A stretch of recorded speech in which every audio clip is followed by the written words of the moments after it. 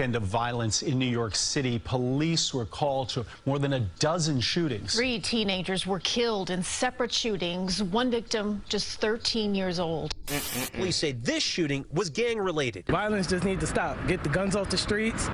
We just got to get together, make the neighborhoods better. This was one of 4 deadly shootings in the city on Sunday. The Bronx has a serious problem on their hands. Similar to Chicago, young angry teenagers are walking around the streets toting guns and hunting each other down. New York has some of the strictest gun laws in America, but this still doesn't stop anyone from getting their hands on firearms, even kids not even old enough to drive yet. In New York, juvenile suspects are sent to family court instead of being prosecuted as adults, so these teenagers are able to commit violent crime after violent crime and then be let back out on the street with little to no punishment. With laws like that in place, the subject of today's video became possible. In today's video, we'll tell the story of a crazy 5-day span in the Bronx, New York that saw young teenagers from rival gangs gun each other down back to back to back. But before we get into the video, please be sure to like and subscribe.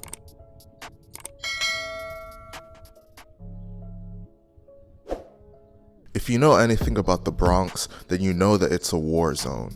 The drill rap scene in the Bronx has blown up in the past couple years, and it shined a light on all of the different gangs beefing. Okay, you're explaining. My fault. I thought he was explaining what happened in 4 days. With each other and all of the violence and mayhem this beef has caused. Some of the main gangs making noise in the Bronx in the drill scene are the OGs, YGs, DOA, and the OY. The OYs are actually from Harlem, but they primarily beef with sets in the Bronx. The story of this video centers around the beef between DOA and the YGs. DOA, made famous by the rappers such as K-Flock and Dougie B, consists of people from multiple hoods such as Rayway and Sevside. Another hood that shares a lot of the same enemies as DOA is Third Side. There are multiple YG factions in the Bronx. There are the YGs from RPT, such as the rappers D-Thank and Bando. There's the YGs from Mott Haven, such as the rapper Use G's. And there's the YGs from 800, also known as 80, such as the rappers Nesty and Assassin. In a crazy week in the Bronx, the bloodshed would get out of control and multiple sides would take losses. Switch, rest in peace. New this morning, a deadly shooting in the Belmont section of the Bronx. Police say a 19-year-old man was shot in the head on Prospect Avenue near 181st Street around 11:30 last night. He was pronounced dead at St. Barnabas Hospital. The victim's name has not been released, and there are no arrests in the case. The crazy week in the Bronx all started with the death of a rapper by the name of Ty Swish. On July 8, 2021, Ty Swish, real name Tyquil Daughtery, was killed inside his building on Prospect Avenue in the Bronx at just the age of 19 years old. He had been shot in the eye and then ran outside the building where he collapsed. A family friend found him unconscious, sprawled out on the ground outside the building. He was rushed to the hospital where he was later pronounced dead. The gunman fled in a dark-colored 4-door sedan. Ty Swish wasn't directly involved in the Bronx beef. He was a member of a gang called Sex Money Murder, but he was cool with some members of the 800 YGs. The police believed that a Rayway member by the name of J Rip was one of the people involved in Ty Swish's death. Look how karma come back around. I was about to say that too. I was about to say J Rip passed away too, feel me?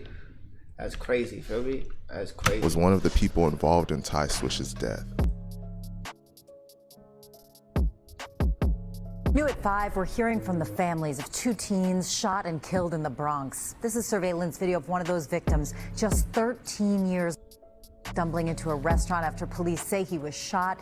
We're freezing part of the video here because it's just too difficult to watch. Just 3 days after the death of Ty Swish, members of the 800 YGs would seek out revenge for him. On July 11, 2021, J Rip, real name Jarian Elliott, and a friend were walking on the street when a male gunman got out of the back seat of a black sedan outside and opened fire at the 2 of them. J Rip's friend would get away, but J Rip was shot in the chest and ankle and ran into a cafe.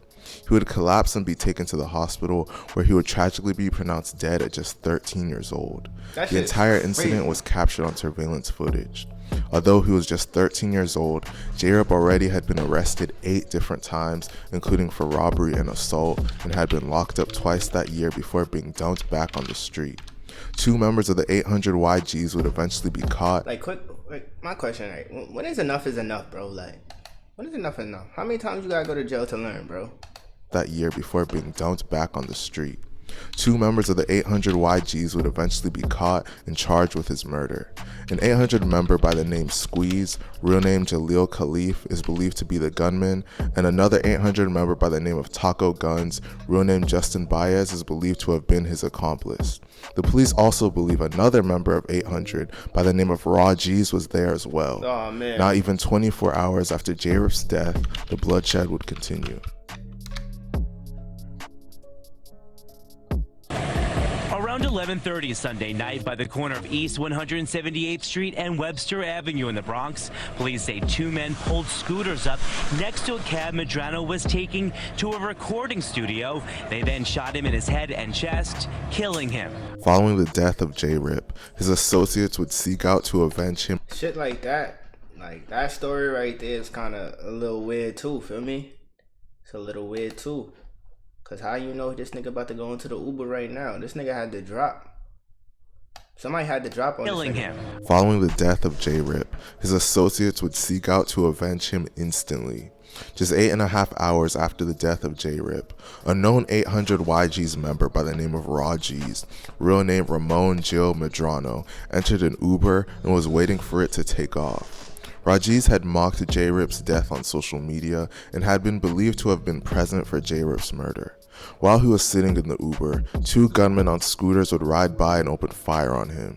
He was shot in the head and chest and died instantly. In fact, the whole incident was caught on video. The crazy thing about it is that Ross shouldn't have even been free at the time. He was wanted for an armed carjacking at the time of his death, and it was one of 3 open gun cases he had against him in family court, all stemming from incidents in the previous 7 months to his death. According to the police report, 2 16-year-olds were charged with Ross' death. One of them goes by the name of No Love Munna, and he is allegedly J-Rip's cousin. Surprisingly, No Love was released from jail, but since he's a juvenile, there's no way of checking his paperwork to see why. The very next day after the death of Raw G's, the 800 YGs would be... Do y'all think he told on his mans? Why would you... Oh, I hope he didn't shoot his cousin. Oh, no. There's no way of checking his paperwork to see why. The very next day after the death of Raw G's, the 800 YGs would be out looking to avenge him. The attempt? Oh, not Dougie B. As I mentioned earlier, one of the people charged for J-Rip's death is an 800 YG member by the name of Taco Guns. Taco and Raw were very close friends, so losing Raw would hit Taco hard and make him eager for revenge. On July 12, 2021, a famous rapper and member of DOA by the name of Dougie B was walking with another person on East 184th Street and Washington Avenue when Taco Guns and other unidentified individuals spotted them and opened fire on them. Dougie B and his associate survived this incident but suffered injuries. Dougie got shot in the leg but was able to make a full recovery. As a result of this incident, various Bronx drill rappers have dissed Dougie in their songs, mocking him for getting shot in the leg. Dougie got shot, he's still in recovery. Taco Guns is currently in jail facing second-degree murder and manslaughter charges in the death of J-Rip. He's also facing attempted murder charges in the shooting that injured Dougie B. Surprisingly, Squeeze has been released from jail even though he was also charged with J-Rip's death. It's sad to see senseless violence take over the minds and lives of people at such a young age. Let me know what you guys think about this situation in the comment section, and please be sure to like and subscribe. Thank you for watching. Nah, this shit is crazy, bro. The Bronx is crazy. Y'all fucking with Drewski? Y'all fucking with Drewski?